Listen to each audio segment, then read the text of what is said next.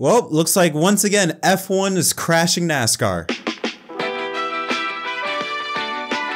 Yo, what's up everyone? My name is Jet and welcome back to the episode of Inside Lines. Before we get into this episode, if you haven't already, don't forget to leave a like, subscribe for more content, and comment down below your thoughts on our stories that we're going to be discussing in this episode.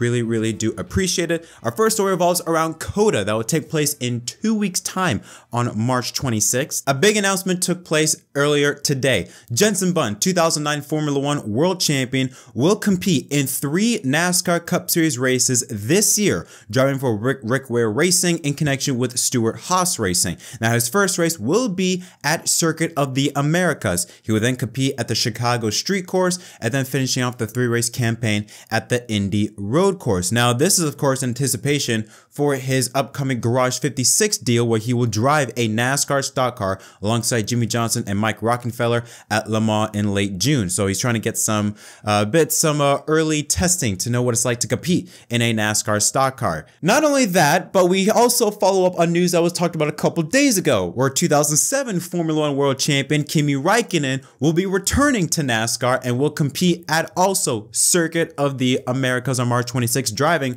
for Project 91 Team Trackhouse, the same team he drove last year at Watkins Glen. Now this is going to be different territory for these two drivers, especially Räikkönen, since Räikkönen has competed at Circuit of the Americas 8 different times, including winning his final race there in 2018. Jenson also has competed at Circuit of the Americas from 2012 until 2016, driving for McLaren. He had a best finish, I believe, of 5th in 2012. So he also has more experience than the other drivers in the NASCAR Cup Series grid. But this is awesome. Massive W for NASCAR. I mean, this is kind of like set up to be like Watkins Glen last year all over again. You're having a bunch of drivers, world-class drivers from different racing backgrounds coming together to race in NASCAR. Bun and Räikkönen, former Cup Series champions. There's also, speculation that maybe Jimmy Johnson will run at Circuit of the Americas. Again, nothing's been confirmed about that, but there have been rumors floating around about that being a possibility.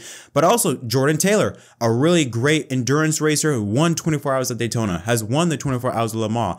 I mean, this is setting up to be another world-class race for NASCAR.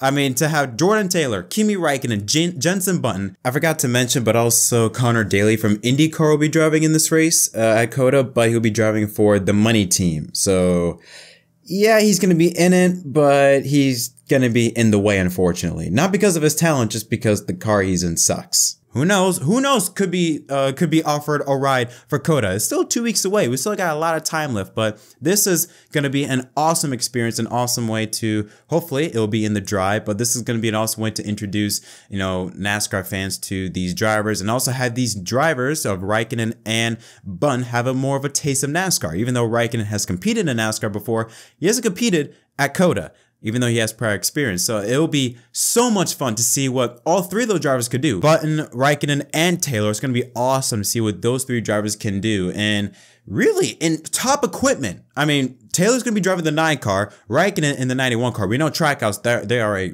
top team, it seems to be in the Cup Series. And even though Button's going to be driving for Rickwear Racing, it's basically going to be built by Stewart-Haas. So it's like, yeah, he's racing under Rickwear Racing's banner, but it's going to be built from Stewart-Haas Racing. So it's kind of like a unofficial 5th SHR team, but still 3 drivers, 3 world-class drivers in top equipment.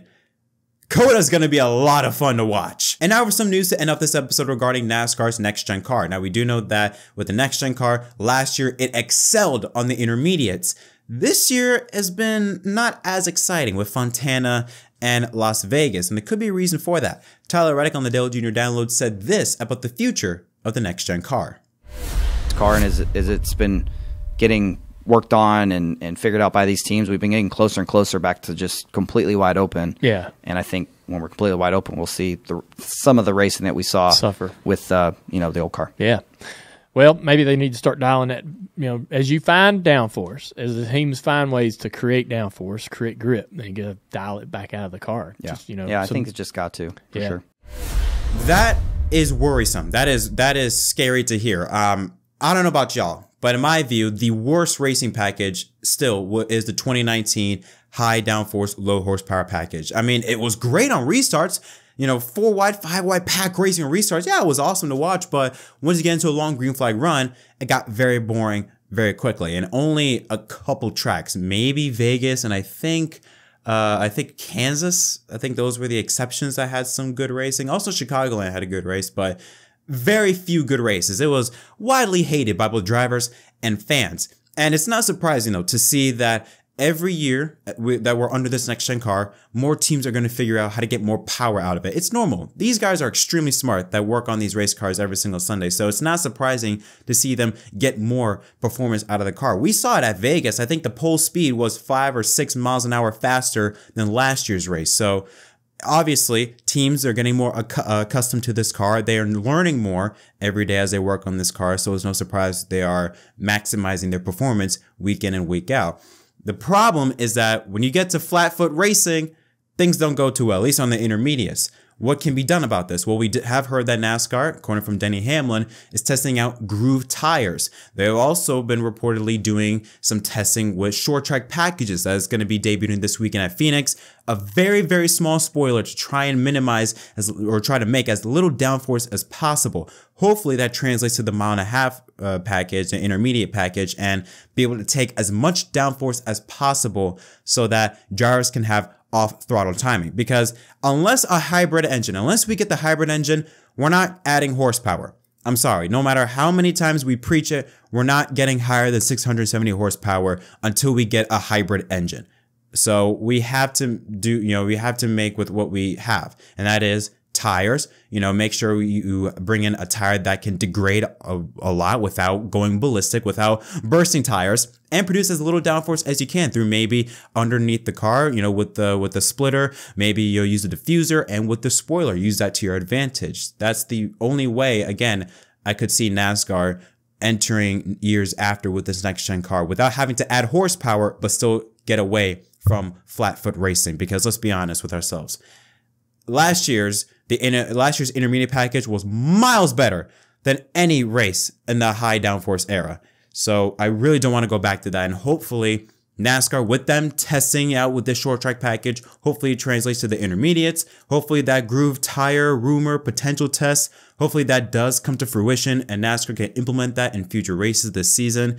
Because I really do not want to see drivers flat foot 20 laps into a run. I really don't want to see that. But that's going to be it for this episode of Inside Line. What are your thoughts on any of the stories that I discussed on Button and Räikkönen coming to NASCAR? Button making 3 races, the Chicago Street Race, Indy Road Course, and COTA on March 26th. How do you think they will perform? Also, Jordan Taylor, it's my bad to not include him. How do you think those 3 drivers will perform? And also, what are your thoughts on Reddick's comments and the future of next-gen racing on intermediates? Are you worried? Are you scared? Do you think that NASCAR will come up with a way to try and get away from flat foot racing? Leave all your thoughts in the comments section down below.